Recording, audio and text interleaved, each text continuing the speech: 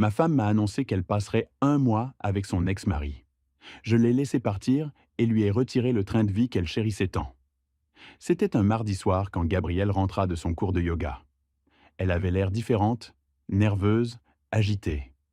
Elle posa son sac sur la table de la salle à manger et me regarda avec une expression qui se voulait décontractée, mais trahissait quelque chose de plus profond. 7 ans de mariage, assez pour que je connaisse chacun de ses gestes, chaque micro-expression qu'elle tentait de dissimuler. «René, il faut qu'on parle», dit-elle finalement. Ces 4 mots suffirent pour que je comprenne que la conversation à venir ne porterait ni sur les meubles du salon, ni sur nos prochaines vacances. Je m'assis sur le canapé. Elle resta debout, jouant nerveusement avec son alliance. Cette bague en or blanc sertie de diamants qui m'avait coûté 3 mois de salaire. J'ai beaucoup réfléchi ces derniers temps, commença-t-elle. Je crois que j'ai fait une erreur en t'épousant. Les mots tombèrent comme des pierres dans l'eau calme. Je ne criai pas, n'explosai pas. J'attendis simplement qu'elle continue. Diego m'a contacté il y a 3 mois, avoua-t-elle en parlant de son ex-mari. On s'est parlé, rien de physique, juste des conversations, mais j'ai réalisé qu'il y a toujours quelque chose entre nous. Diego, son premier mari, avec qui elle avait été mariée 2 ans avant de me rencontrer, un homme immature et irresponsable, selon ce qu'elle m'avait raconté à l'époque. «Qu'est-ce que tu veux, Gabrielle?» demandai-je d'une voix trop calme. Elle se mordit la lèvre. «Je veux un mois, juste un mois avec Diego, pour voir si ce que je ressens est réel ou juste de la nostalgie. Si je me trompe, je reviens et on continue comme avant.» Ma femme, celle qui partageait mon lit chaque nuit, qui portait mon nom, qui vivait dans la maison que je payais, venait de me demander la permission de passer un mois avec son ex. Et je suis censé faire quoi pendant ce mois? Juste attendre? Ne rien changer? C'est seulement un mois, René. Si tu m'aimes vraiment, tu me donneras cet espace pour clarifier mes sentiments. La manipulation déguisée en amour. Je la regardais longuement. Gabrielle avait été mon monde pendant 7 ans. Je l'avais rencontrée quand elle travaillait comme réceptionniste dans un hôtel et que je venais de lancer mon entreprise d'import-export. Elle avait quitté son travail 2 ans après notre mariage, prétextant que le stress la rendait malade. Les cours de yoga avaient suivi, puis les sorties entre amis, les soins en spa, les achats constants, tout payé par moi. «D'accord», dis-je finalement. «Tu peux avoir ton mois avec Diego.» Son visage s'illumina de soulagement. «Mais il y a des conditions», ajoutai-je. «Pendant ce mois, tu vivras chez lui, pas ici. Tu expérimenteras la vraie vie avec Diego, sans aucun des conforts que tu as maintenant. Après ce mois, on prendra des décisions définitives. Soit tu es avec moi complètement, soit tu ne l'es pas.» Gabriel acquiesça rapidement. «Ça me paraît juste, je pars demain.» Cette nuit-là, je restais éveillé dans mon bureau, regardant la ville illuminée par la fenêtre. Et c'est dans ce silence de l'aube que je pris ma décision. Si Gabrielle voulait expérimenter la vie avec Diego, elle l'expérimenterait dans sa totalité. Sans mes cartes de crédit, sans ma maison, sans mon argent. À 6 heures du matin, pendant qu'elle dormait encore, je passais quelques appels. Le premier à Rodrigo, mon avocat et vieil ami de l'université. «Rodrigo, je sais qu'il est tôt, mais écoute-moi.» Je lui racontai tout. Après un long silence, il demanda: «Tu es sûr de vouloir faire ça?»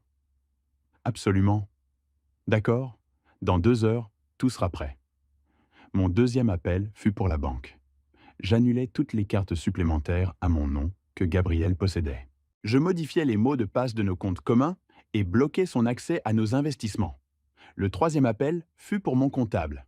Je veux que tu révises toutes les dépenses de Gabriel des 12 derniers mois. Chaque centime.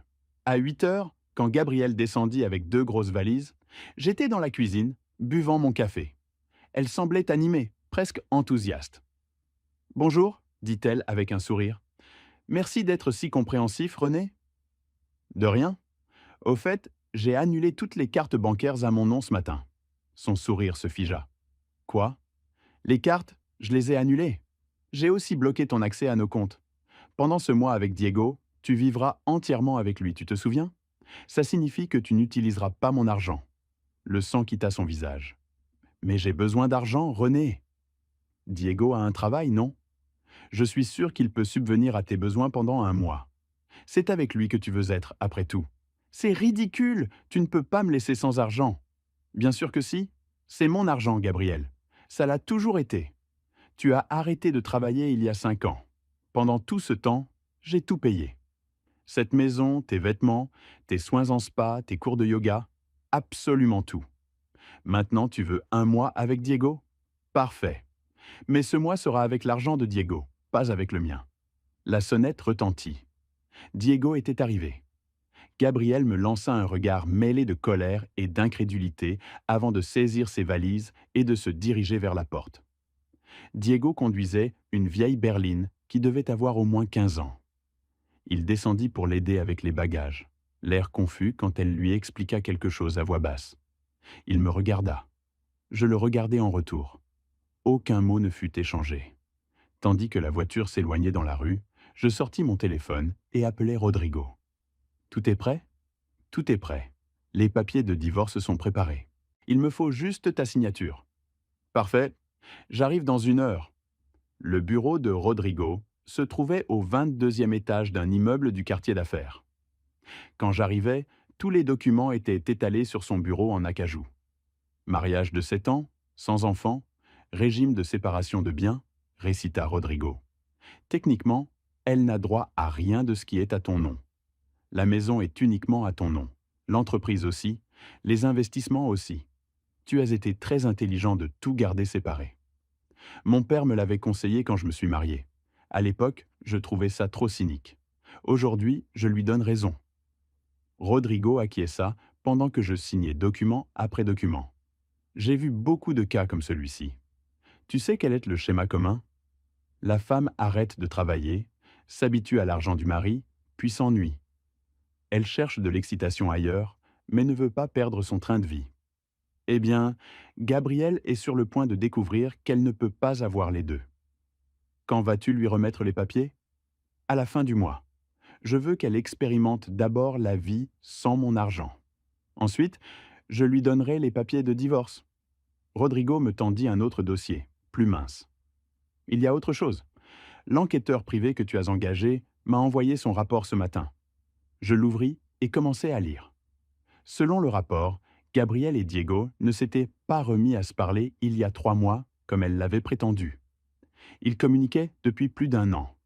Les photos montraient des rencontres dans des cafés, des hôtels, des promenades dans des parcs. Date, horaire, lieu. Tout méticuleusement documenté. 1 an, murmure, elle le voyait depuis 1 an entier. Il y a plus, dit Rodrigo. Diego n'a pas d'emploi stable. Il travaille comme mécanicien indépendant. Il gagne à peine de quoi payer le loyer d'un petit appartement dans un quartier populaire. Ta femme va passer d'une maison de 3 niveaux dans le meilleur quartier à un 2 pièces avec des murs fins. Je ressentis un mélange étrange de satisfaction et de tristesse. Satisfaction parce que Gabrielle allait affronter la réalité qu'elle avait évitée. Tristesse parce que j'avais gaspillé 7 ans avec quelqu'un qui ne me valorisait clairement pas. Les 3 premiers jours après le départ de Gabrielle furent étrangement paisibles. La maison était silencieuse, mais d'un silence agréable. Pas de vêtements traînant partout, pas de télévision à plein volume, pas de plaintes constantes. Je pouvais travailler sans interruption, manger ce que je voulais, dormir quand je voulais. Le 4e jour, je reçus le premier message de Gabrielle. L'appartement de Diego est minuscule. Pas assez d'espace pour mes affaires. Je ne répondis pas.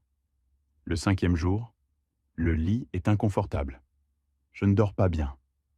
Pas de réponse non plus. Le 6e jour, on peut parler? J'ai besoin de récupérer des choses à la maison. Cette fois, je répondis, tu as pris tout ce dont tu avais besoin. Il n'y a rien d'autre à récupérer ici. Durant la première semaine, ces messages n'étaient que des plaintes déguisées. Durant la 2e semaine, le ton changea, devint plus urgent, plus désespéré. René, j'ai besoin d'argent. Diego ne peut pas couvrir toutes les dépenses. J'avais un rendez-vous au spa, mais ma carte a été refusée. Pourquoi tu as tout annulé? Je ne répondis à aucun de ces messages. Pendant ce temps, j'utilisais mon temps libre de manière productive. J'engageais une entreprise de nettoyage en profondeur. Je donnais tous les vêtements que Gabrielle avait laissés à des œuvres caritatives.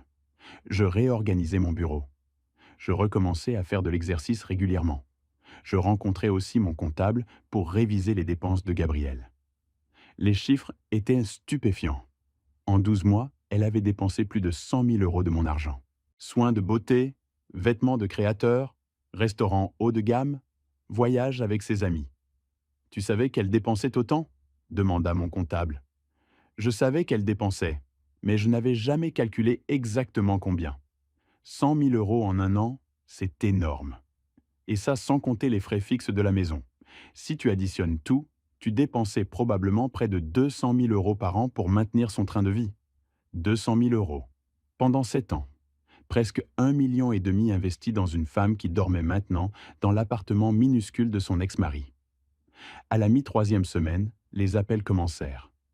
Gabrielle ne se contentait plus d'envoyer des SMS, elle appelait directement. Je laissais sonner la messagerie, mais j'écoutais parfois les messages. « René, s'il te plaît, il faut qu'on parle. » C'est plus dur que je pensais. Diego et moi, on s'est disputés à cause de l'argent. Je peux revenir à la maison juste pour prendre quelques affaires? S'il te plaît, appelle-moi. 3 semaines sont passées. Plus qu'une semaine. Mais j'ai besoin de savoir qu'on pourra parler quand ce sera fini. Chaque message révélait plus de désespoir. Gabrielle découvrait ce que je savais déjà. Diego ne pouvait pas lui offrir le train de vie auquel elle s'était habituée. Le 25e jour, je reçus un appel d'un numéro inconnu. Quelque chose me poussa à répondre. « René ?» C'était une voix de femme que je ne reconnus pas immédiatement. « Qui est à l'appareil ?»« C'est Lorena, la sœur de Gabrielle. Il faut qu'on parle de ma sœur. » Lorena. Je l'avais rencontrée à notre mariage et peut-être 2 ou 3 fois après. « Que se passe-t-il » demandai-je, mon ton neutre. Gabrielle traverse une période difficile. Elle est venue chez moi hier soir en pleurant. Elle dit que tu l'as abandonnée, que tu lui as tout retiré. C'est vrai? Je me renversai dans ma chaise. Elle t'a dit pourquoi je l'ai laissée sans rien? Comment ça? Elle a dit que vous vous étiez disputés et que tu avais décidé de la punir financièrement. Version intéressante. Elle t'a dit qu'elle m'avait demandé la permission de passer un mois avec son ex-mari? Qu'elle m'avait dit avoir besoin de ce temps pour décider si elle voulait rester mariée avec moi ou retourner avec lui? Long silence à l'autre bout. Elle n'a pas mentionné ça, répondit finalement Lorena, sa voix devenue plus douce. Elle a dit que vous aviez besoin de temps séparés à cause de problèmes conjugaux. Lorena, ta sœur a 32 ans. Pendant les 5 dernières années, elle n'a pas travaillé un seul jour. J'ai absolument tout payé. Quand elle m'a demandé ce mois avec Diego, j'ai accepté. Mais je lui ai clairement dit que ce mois se passerait en vivant complètement avec lui, pas en utilisant mon argent pendant qu'elle couchait avec un autre homme. Autre silence, plus long cette fois. Je ne savais pas, admit-elle. Gabrielle nous raconte toujours sa version des choses. Maintenant que tu le dis, ça a du sens. Elle a toujours eu cette capacité à manipuler les situations pour se faire passer pour la victime. Exactement. Et franchement, Lorena, ce qui se passe entre Gabrielle et moi n'est plus ton problème ni celui de ta famille. Elle recevra bientôt des papiers de divorce. Tu as déjà pris la décision de divorcer? C'est elle qui a pris cette décision quand elle a décidé que notre mariage valait moins qu'un mois de nostalgie avec son ex. Je ne fais que formaliser ce qu'elle a choisi. Les 5 derniers jours du mois s'écoulèrent avec une lenteur délibérée. Chaque matin, je me réveillais tôt, prenais mon petit déjeuner sur la terrasse et passais la journée à développer mon entreprise. Avec la clarté mentale que m'apportait l'absence de Gabrielle, je récupérais d'anciennes connexions et conclus 3 nouveaux contrats qui augmenteraient mes revenus de 30%. Gabrielle envoyait des messages chaque soir. « Diego et moi, on s'est encore disputé pour l'argent. Cet appartement est si petit, notre maison me manque. » Je ne répondais jamais. Mon silence était intentionnel. La veille de notre rendez-vous programmé, Rodrigo arriva chez moi avec une grande boîte remplie de documents. Les papiers de divorce étaient au sommet, mais en dessous se trouvait autre chose. Des preuves. Photos, relevés bancaires, historique de messages, le rapport complet de l'enquêteur privé. Tout organisé chronologiquement, montrant année après année la manipulation financière et émotionnelle, culminant avec la dernière année d'infidélité. « Tu es sûr de vouloir faire ça ?» demanda Rodrigo pendant que nous organisions les documents. « Tu pourrais simplement lui donner les papiers de divorce et en finir. » « Je pourrais, acquiesçai-je. Mais Gabrielle doit comprendre exactement pourquoi elle perd tout. Elle doit voir noir sur blanc ce qu'elle a fait. Le 30e jour arriva avec un ciel dégagé. Je me levais tôt, fis de l'exercice, me douchais et m'habillais de manière décontractée mais présentable. Gabrielle devait arriver à 15 heures. À 14h45, j'entendis une voiture s'arrêter devant chez moi. Je regardai par la fenêtre et vis la vieille berline de Diego. Gabrielle descendit du siège passager. Elle avait changé. Ses cheveux, habituellement parfaitement coiffés, paraissaient négligés avec les racines apparentes. Elle portait un jean et un t-shirt simple. Son visage, sans le maquillage professionnel habituel, montrait des cernes et de la fatigue. J'ouvris la porte avant qu'elle ne sonne. « Bonjour », dit-elle doucement. « Bonjour, Gabrielle. Entre. » Elle entra lentement, regardant autour d'elle comme si elle voyait la maison pour la première fois. Tout était impeccablement propre et ordonné. « La maison a l'air différente ?» commenta-t-elle. « Plus organisée, acquiesçai-je. »« Assieds-toi. Tu veux un café ?»« Oui, s'il te plaît. » Elle s'assit sur le canapé. J'allai à la cuisine, préparai 2 tasses de café et revins. Je lui tendis une tasse et m'assis dans le fauteuil en face d'elle. Pas à côté. Ce petit détail ne passa pas inaperçu. « Bon, » commença-t-elle en prenant une gorgée, « le mois est passé. »« Oui, il est passé. » « René, j'ai beaucoup appris pendant ce temps. Sur moi-même, sur ce que je veux vraiment. Diego et moi, ça n'a pas fonctionné comme je pensais. La réalité était très différente de mes souvenirs. Son appartement est minuscule. Il travaille toute la journée et rentre épuisé. On n'a pas d'argent pour faire quoi que ce soit. Ce n'est pas la vie que je veux. Je comprends, dis-je sans émotion.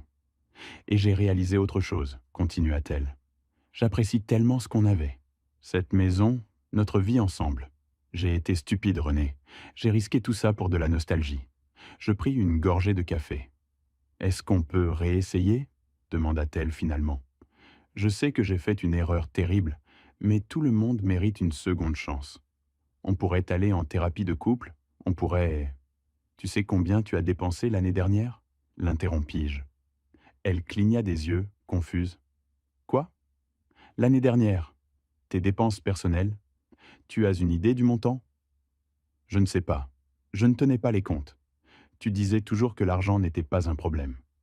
Je me levai, marchai vers la table où j'avais laissé tous les documents, pris le dossier avec les relevés bancaires et le laissai tomber sur la table basse entre nous. 100 000 euros. Tu as dépensé 100 000 euros en un an. Spa, vêtements, restaurant, voyage avec tes amis. 10 000 euros par mois en dépenses purement personnelles. Gabrielle regarda le dossier mais ne l'ouvrit pas. René, je ne savais pas que c'était autant. Mais si c'est un problème, je peux réduire mes dépenses. Tu peux ? Comment ? Tu n'as pas de revenus propres. Tu n'as pas travaillé depuis 5 ans. Tout ce que tu dépenses, c'est de l'argent que je gagne. Je pourrais chercher du travail, offrit-elle rapidement. Je sais que j'ai abandonné ma carrière, mais je peux reprendre. Je sortis un autre dossier. Celui-ci contenait le rapport de l'enquêteur privé. Je l'ouvris et commençai à sortir les photos une par une, les plaçant sur la table. Gabrielle et Diego dans un café. Gabrielle et Diego marchant main dans la main dans un parc. Gabrielle et Diego entrant dans un hôtel. Photo après photo, la couleur disparut du visage de Gabrielle. « Qu'est-ce que c'est ? Tu m'as dit que Diego t'avait contacté il y a 3 mois, dis-je calmement. Mais ces photos montrent que vous vous voyez depuis plus d'1 an. Une année entière d'infidélité, Gabrielle. Une année de mensonges. » Ses mains tremblaient en regardant les photos.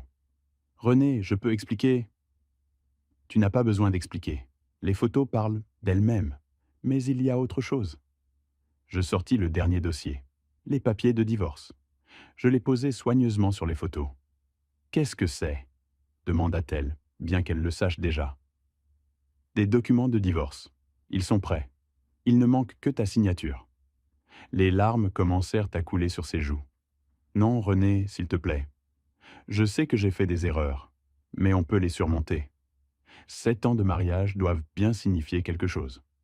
Tu as raison. 7 ans devraient signifier quelque chose.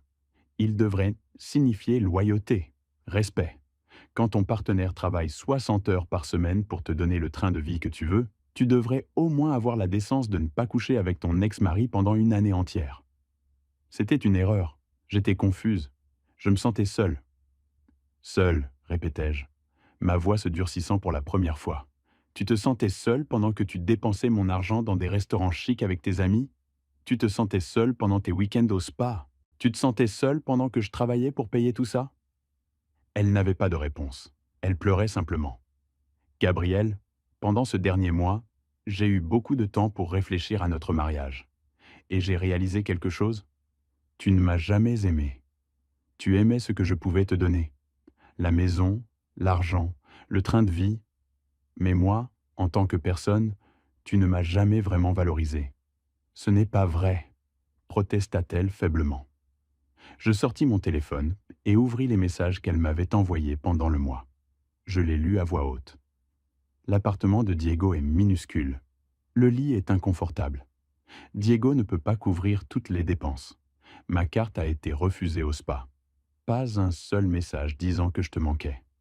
Pas un seul sur notre connexion émotionnelle. Seulement des plaintes sur le manque de confort matériel. Ses sanglots s'intensifièrent. S'il te plaît, René, donne-moi une autre chance. Je serai meilleur, je changerai. Il est trop tard pour les promesses. Le divorce sera prononcé. Étant donné qu'on a un régime de séparation de biens et que tu n'as aucun droit légal sur ce qui est à mon nom, le processus sera rapide, probablement finalisé dans 3 mois. Et qu'est-ce que je suis censé faire, moi? Sa voix était pleine de panique. Je n'ai pas de travail, pas d'argent, rien. Tu as Diego, l'homme pour qui tu as risqué notre mariage. Tu peux rester avec lui, trouver du travail ou retourner chez ta famille. Mais ces options ne me concernent plus. Je me levai, indiquant que la conversation était terminée. Il faut que tu partes maintenant. S'il y a quelque chose à toi que tu as laissé et dont tu as vraiment besoin, tu peux coordonner avec Rodrigo, mon avocat. Voici sa carte. Mais je ne veux plus de communication directe avec toi, sauf par l'intermédiaire d'avocats. Elle se leva lentement, comme en transe. Elle marcha vers la porte, s'arrêta, se retourna vers moi une dernière fois. Il n'y a vraiment rien que je puisse dire ou faire pour changer ta décision? Je la regardai directement dans les yeux. Absolument rien. Elle sortit sans un mot de plus. Par la fenêtre, je la vis monter dans la voiture de Diego. Même de loin, je pouvais voir qu'elle pleurait. Je fermai la porte, retournai au salon et, pour la première fois en un mois entier, je ressentis quelque chose que je n'avais pas ressenti depuis des années. Une paix complète. 4 jours après ma dernière conversation avec Gabriel, Rodrigo m'appela. Gabriel a engagé un avocat, Mauricio Salazar. Tu le connais? Je connaissais le nom. Salazar était connu en ville pour prendre des cas de divorce compliqués, surtout ceux où il essayait d'extraire le maximum d'argent du conjoint aux ressources les plus importantes. Qu'est-ce qu'ils argumentent? Essentiellement, ils tentent d'établir que même si vous avez techniquement une séparation de biens, elle a contribué de manière significative au mariage par les tâches domestiques et le soutien émotionnel. Ils veulent que le juge lui accorde une compensation financière. Je ris sans humour. Contribution domestique? On avait un service de ménage 3 fois par semaine. Je cuisinais la plupart du temps. Quelle contribution exactement? Je sais, c'est une stratégie désespérée, mais Salazar est connu pour être convaincant. Il me faut tous les reçus du service de ménage, des restaurants, tout ce qui prouve qu'elle ne faisait pas de tâches domestiques intensives. Je passai la semaine suivante à rassembler les preuves. Facture de restaurant montrant qu'on mangeait dehors au moins 5 fois par semaine. Reçu du service de ménage, relevé bancaire montrant les paiements à une blanchisserie de luxe parce que Gabriel refusait de laver son propre linge. Durant cette période, plusieurs personnes de notre cercle social me contactèrent. Certaines étaient sincèrement solidaires, d'autres curieuses. Mais un groupe particulier me surprit. Des femmes qui avaient été amies avec Gabriel. La première à m'appeler fut Patricia. René, je dois te dire quelque chose que j'aurais dû te dire il y a longtemps. Gabrielle parlait de toi de manière horrible quand elle était avec nous. Elle disait que tu étais ennuyeux, que tu ne servais qu'à payer ses factures, qu'elle méritait quelqu'un de plus excitant. Les mots firent mal, non parce qu'ils me surprenaient, mais parce qu'ils confirmaient ce que j'avais toujours soupçonné. Pourquoi me racontes-tu ça maintenant? Parce que j'ai appris qu'elle essaie de récupérer ton argent dans le divorce, et ce n'est pas juste. Nous savons tous qu'elle ne t'a jamais valorisé. René, si tu as besoin que je témoigne sur la façon dont elle parlait de toi, je le ferai. 2 jours plus tard, une autre amie de Gabriel me contacta avec une histoire similaire. Puis une autre. À la fin de la semaine, j'avais les témoignages de 5 femmes différentes, toutes prêtes à déclarer sur le comportement de Gabriel. C'est de l'or, dit Rodrigo quand je lui montrai les témoignages écrits. Avec ça, on ne va pas seulement nous défendre, on va démolir leurs revendications. Un mois après notre dernière conversation, je reçus un message d'un numéro inconnu. René, c'est moi. J'ai changé de numéro parce que tu as bloqué l'ancien. J'ai besoin d'argent pour payer mon avocat. S'il te plaît, juste un prêt. Son audace était presque admirable. Elle voulait que je paie l'avocat qui essayait de me soutirer de l'argent.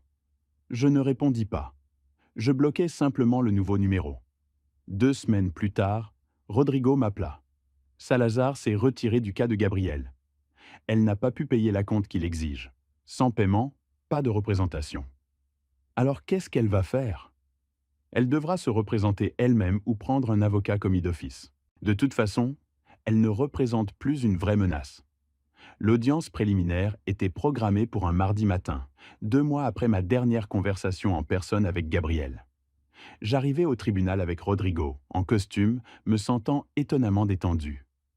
Gabriel arriva 15 minutes en retard, accompagné d'un avocat commis d'office qui semblait à peine sorti de l'université. Par son expression nerveuse, c'était visiblement l'un de ses premiers cas. Quand Gabrielle me vit, elle essaya de capter mon regard, mais je gardais les yeux droits devant. Elle avait l'air émaciée, épuisée. Ses vêtements étaient bon marché. Le contraste avec la femme parfaitement apprêtée qu'elle avait été était frappant. Le juge, un homme d'une soixantaine d'années aux cheveux gris et à l'expression sévère, révisa les documents initiaux. Bien. Nous sommes ici pour l'audience préliminaire dans l'affaire de divorce Dubois contre Dubois. La demanderesse est-elle prête à présenter son cas? Le jeune avocat de Gabriel se leva, trébuchant légèrement sur sa mallette. Oui, votre honneur. Ma cliente cherche une compensation juste pour 7 ans de mariage durant lesquels elle a consacré sa vie à tenir le foyer pendant que le défendeur construisait son entreprise. Rodrigo se leva. Votre honneur, avec tout le respect dû, cette caractérisation des faits est complètement fausse. Nous avons une documentation extensive démontrant que Madame Dubois non seulement ne tenait pas le foyer, mais vivait un train de vie extrêmement luxueux, entièrement financé par mon client, tout en maintenant simultanément une relation extra-conjugale avec son ex-mari. Le juge leva une main. Nous arriverons aux preuves en temps voulu. D'abord, Maître Ortiz, quelle compensation spécifique votre cliente recherche-t-elle? L'avocat déglutit. Nous sollicitons une pension alimentaire de 5 000 € mensuels pour une période de 3 ans, plus une compensation unique de 50 000 € pour les années de service domestique. J'eus presque envie de rire. Gabriel voulait que je lui paye 230 000 € supplémentaires. Et quelle est la base légale de cette demande? Demanda le juge. Votre honneur, ma cliente a consacré les meilleures années de sa vie à ce mariage. Elle a abandonné sa carrière pour soutenir son mari. Elle se retrouve maintenant sans ressources. Rodrigo se leva à nouveau. Votre honneur, nous demandons à présenter des preuves qui contredisent complètement ce récit. Le juge acquiesça. Allez-y. Durant l'heure suivante, Rodrigo présenta méthodiquement toutes les preuves. Les relevés bancaires, les reçus du service de ménage, les photos de l'enquêteur privé, les témoignages écrits de ses propres amis. Tout exposé dans un ordre chronologique parfait. Avec chaque pièce présentée, je vis Gabriel s'enfoncer davantage dans son siège. Finalement, le juge leva les yeux des documents. Maître Ortiz, avez-vous des preuves pour étayer vos affirmations qu'elle a tenu le foyer ou contribué significativement au mariage? Le jeune avocat regarda Gabriel qui secoua légèrement la tête, les larmes coulant sur ses joues. Non, votre honneur, admit-il, vaincu. Le juge joignit ses mains sur le bureau. Sur la base des preuves présentées, il est clair que Madame Dubois n'a aucune base légale pour ses revendications. Le mariage a fonctionné sous régime de séparation de biens. Elle n'a pas contribué significativement au foyer et a de plus maintenu une relation extra-conjugale. Par conséquent, Je rejette complètement sa demande de pension et de compensation. Le divorce est accordé. Chaque partie repartira avec les biens à son nom individuel. Les papiers finaux seront prêts dans 30 jours. L'affaire est close. Le coup de marteau résonna dans la salle. Tout s'était terminé en moins de 2 heures. En sortant du tribunal, j'entendis des sanglots derrière nous. Je ne me retournai pas. Bien joué, dit Rodrigo pendant que nous marchions vers le parking. Victoire nette et complète. Dans ma voiture, avant de démarrer le moteur, je m'accordais un moment pour traiter ce qui venait de se passer. 7 ans de ma vie avec Gabriel s'étaient officiellement terminés. Non pas avec une explosion dramatique, mais avec un coup de marteau et des papiers légaux. Je démarrai le moteur et rentrai chez moi. Ma maison. Uniquement la mienne maintenant. Et pour la première fois depuis longtemps, cette pensée me rendait complètement heureux. Les 30 jours suivant le jugement s'écoulèrent de manière curieusement paisible. Plus de messages de Gabriel, plus de tentatives de contact, plus de drame. Durant ce temps, je me concentrais complètement sur la reconstruction de ma vie. J'avais passé tellement de temps à dédier mon énergie à un mariage qui n'avait clairement aucun salut que j'avais oublié ce que c'était de vivre pour moi-même. J'étendis mon entreprise d'import-export en ouvrant une nouvelle ligne de produits que j'avais reportée pendant des années. J'engageai 3 nouveaux employés et obtins 2 contrats importants. Mon revenu mensuel augmenta de 40% en 6 semaines. Je me reconnectai aussi avec des amis que j'avais négligés. De vieux camarades d'université avec qui je jouais au football le samedi matin, une tradition que j'avais abandonnée. Ce fut lors d'un de ces matchs que je retrouvai Thomas, mon meilleur ami de l'université. Après le match, autour d'une bière, je lui racontai tout. « Mec, j'ai toujours su que quelque chose n'allait pas dans ton mariage, » dit Thomas.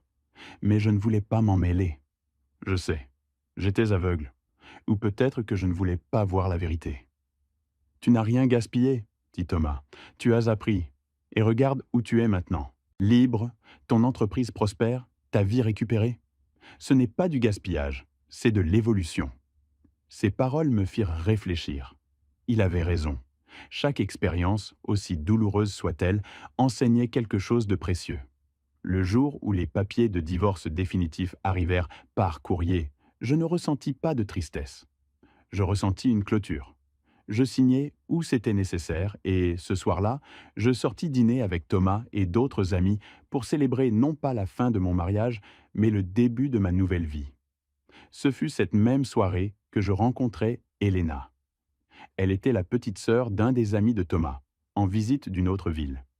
Elle était vétérinaire, avait sa propre clinique, et quand elle parlait de son travail, ses yeux s'illuminaient d'une passion genuine. Elle était indépendante, sûre d'elle, et paya sa propre addition sans y penser à 2 fois. Il n'y eut pas d'étincelle immédiate, pas de coup de foudre. Mais il y eut quelque chose de mieux, une vraie conversation. Nous parlâmes pendant des heures de nos carrières, de nos rêves, de nos expériences. Elle me raconta son divorce d'il y a 2 ans. Comment ça avait été douloureux, mais nécessaire. « Tu sais ce qu'il y a de mieux dans le fait d'être divorcé ?» dit Elena à un moment. « C'est que la prochaine fois que tu décideras d'être avec quelqu'un, ce sera parce que tu le veux vraiment, pas parce que tu as peur d'être seul. Ce sera un choix conscient, pas un besoin désespéré. » Elle avait absolument raison. Nous échangeâmes nos numéros ce soir-là, et dans les semaines suivantes, nous commençâmes à nous voir occasionnellement. Café, promenade, dîner décontracté, sans pression, sans attente. Juste 2 personnes appréciant la compagnie l'une de l'autre. C'était rafraîchissant.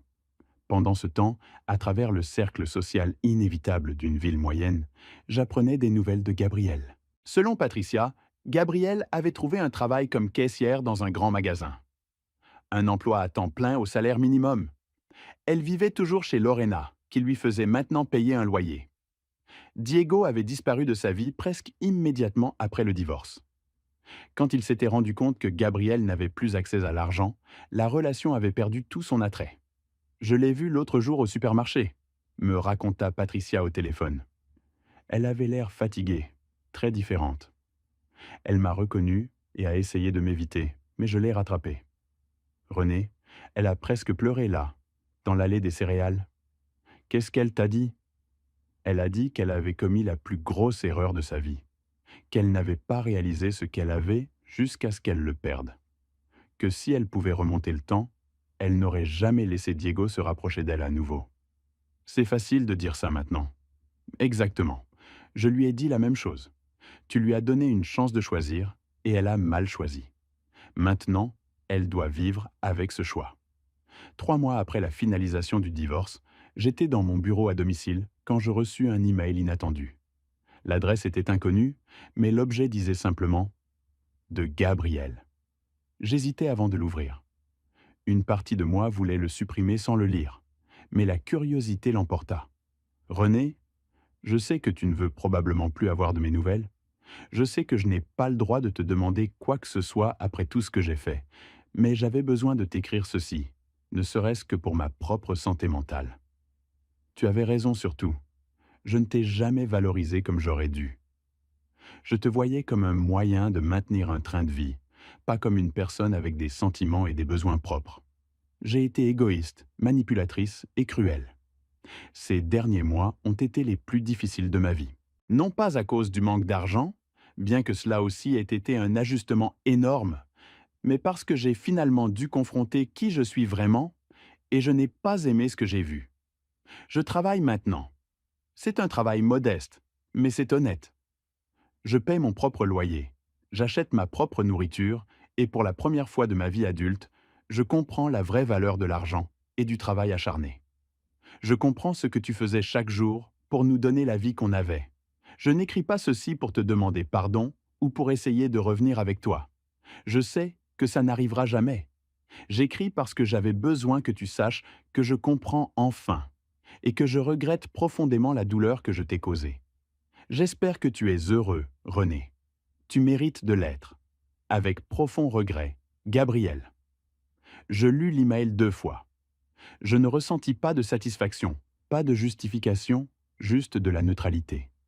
Une acceptation tranquille que c'était la clôture définitive. Je ne répondis pas, non pas parce que je voulais être cruel, mais parce qu'il n'y avait genuinement rien à dire. Gabrielle avait fait sa réflexion, exprimé ses regrets, et c'était suffisant pour elle. Mais je n'avais pas besoin de ses regrets pour avancer. Je l'avais déjà fait. Ce soir-là, Elena et moi allâmes dîner dans un petit restaurant italien qu'elle avait découvert. Pendant que nous partagions une pizza et rions d'histoires stupides de nos travaux respectifs, je réalisais quelque chose. J'étais genuinement heureux. Pas heureux malgré tout, ni éventuellement heureux. Simplement heureux dans le moment présent, avec quelqu'un qui m'appréciait pour qui j'étais. « À quoi tu penses ?» demanda Elena, remarquant mon expression pensive. « À quel point ma vie est différente maintenant comparée à il y a 6 mois. Différent dans le bon sens ou dans le mauvais. Différent incroyable, dis-je. Et je le pensais complètement sincèrement. Quand le divorce avec Gabrielle s'était finalisé, j'avais pensé que le plus important était la justice, les conséquences, m'assurer qu'elle comprenne ce qu'elle avait perdu. Mais maintenant, assis en face d'Elena, je réalisais que c'était secondaire. Le vraiment important, c'était que j'avais récupéré ma vie, ma dignité et ma capacité de choisir comment je voulais vivre et avec qui. Gabrielle avait pris sa décision quand elle avait choisi de passer 1 mois avec Diego. J'avais pris la mienne quand j'avais décidé de ne plus permettre à quelqu'un de m'utiliser. Et les 2 décisions nous avaient menés exactement où nous devions être. Merci d'avoir écouté mon histoire. Si elle t'a touché, laisse un like, écris en commentaire ce qui t'a le plus parlé et abonne-toi à la chaîne. Beaucoup d'autres histoires arrivent. Ce n'est pas la fin de la mienne, c'est seulement le début de quelque chose de meilleur.